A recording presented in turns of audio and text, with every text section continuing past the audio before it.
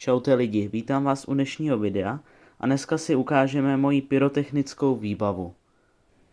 Takže jako první tady máme dětskou pyrotechniku a asi to tady začnu vyskládávat. Takže první tady máme smokebally, prostě malý dýmvolníčky.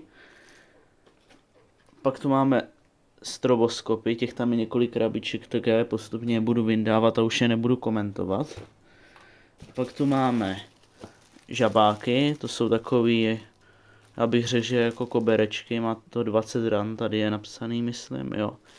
Tak, další tu máme 2 balení takovýchhle včeliček, která nejsou moc kvalitní, většinou ani nevylítnou, a když vylítnou, tak vylítnou, nevím, tak metr vysoko, takže jako stálo jí pár korun, ale jako nevím.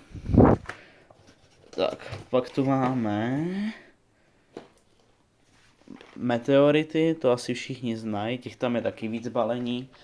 A stejně tak crazy bally. Tak dáme to sem. Pak tady máme scream, píšťalky.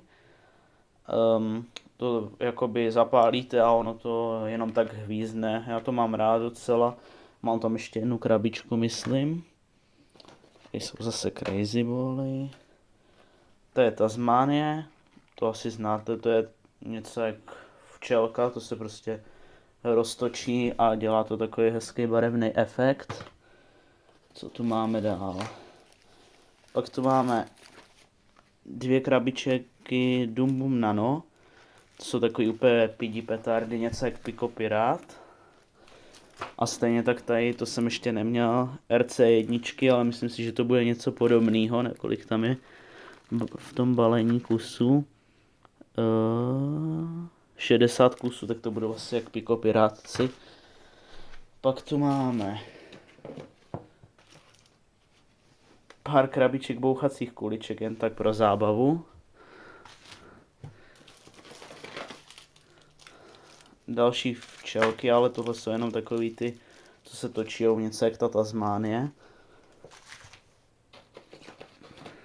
Další meteority a stroboskopy. Zase píšťalka. Tady máme 70 ranový kobereček Kalašníkov.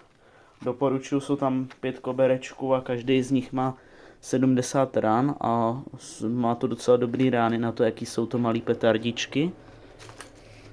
Pak tu máme plno krabiček bouchacích provázků, s tím je docela sranda. On to nedělá moc velkou ránu, ale je to docela dobrý. Tak, stroboskopy. Pak tu máme pískající raketky. To jenom vyletí a při tom letu to píská a pak to vybouchne a je to rachot asi, když vybouchne pirátek, ale je to docela dobrý, stojí to pár korun. Pak tady mám petardy Krachman. Jedna má, myslím, kde to je? Jedna má 2,4 gramů, myslím. Ne, 2,4. Už jsem testoval a je to teda, nevím, není to moc silný na to, že to má 24 gramů. Třeba starý Dum Bum Middle jsou podle mě daleko silnější. Pak tu máme PP3, které mají 2 gramy, 40 gramů na balení. Už jsem taky testoval a je to něco podobného jak ty Krachman. A tady máme naše oblíbené staré Dum Bum Middle. 2,5 gramu, 50 gramů na balení.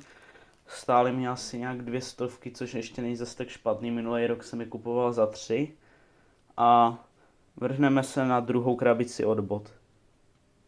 Tak a máme tady druhou krabici od bot a tam jsou teda petardy většina, co mě zbyla z minulého roku. Takže tady máme 100kusový piráty, ty jsem ještě ani nerozdělal, ty jsou myslím s knotem. A tady máme 100kusový piráty se sírou. Tak, pak tu máme už, myslím s jedním koberečkem zase ty koberečky Kalašníkov. Další pískající raketky. nějaký bouchací kuličky z Kauflandu, 2 balení pikopirátů, to je vlastně něco jak TRC5 nebo Doom Nano. Pak mě tady zbyla poslední petarda Achtung, sice vypadá, že je fakt velká, ale má myslím jenom, nevím, fakt docela málo. 0,6 gramů, ale jako bouchá docela slušně, ale nevím proč je tak velká, ale koukejte, kolik je tam sádry, jako. Tak. Dál tu máme tady včelky zase z Kauflandu. Fontánky z Kauflandu. To bylo v takové té dětské sadě. Omlouvám se, že jsem to musel chvilku pauznout, ale někdo tady přišel. Takže můžeme pokračovat. Jinak tohle byly čmeláčci, to bylo právě v té dětské sadě, jak jsem to nedořekl. V Lidlu, nevím kolik stál, asi 60 korun. Pak tu máme ještě nerozdělaný Dumbum P6A14. No je to docela slabota, ale tak jako, nevím, trošku silnější pirátek.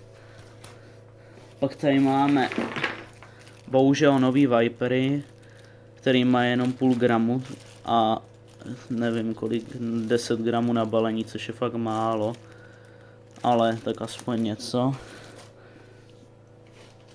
Pak tu mám raritku, Exploder 5, celý balení, jedna petarda má, pokud se nemýlím, 4,5 gramu, 22,5 gramu na balení.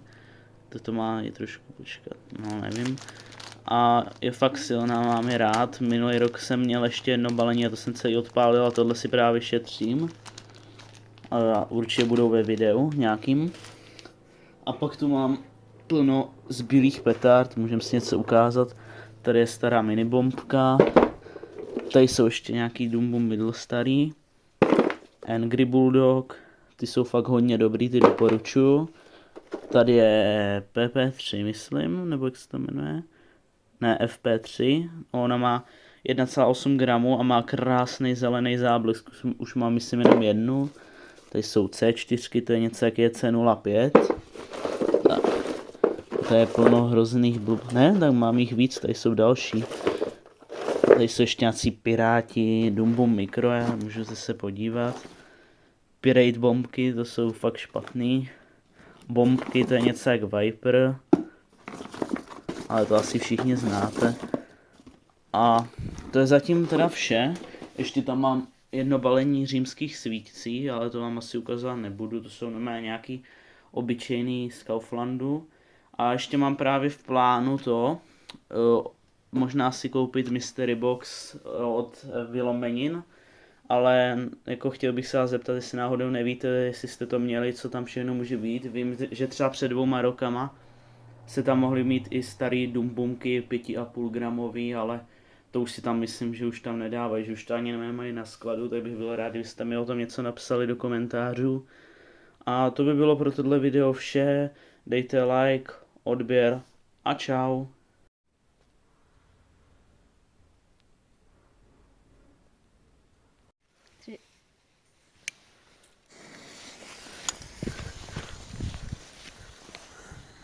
Teď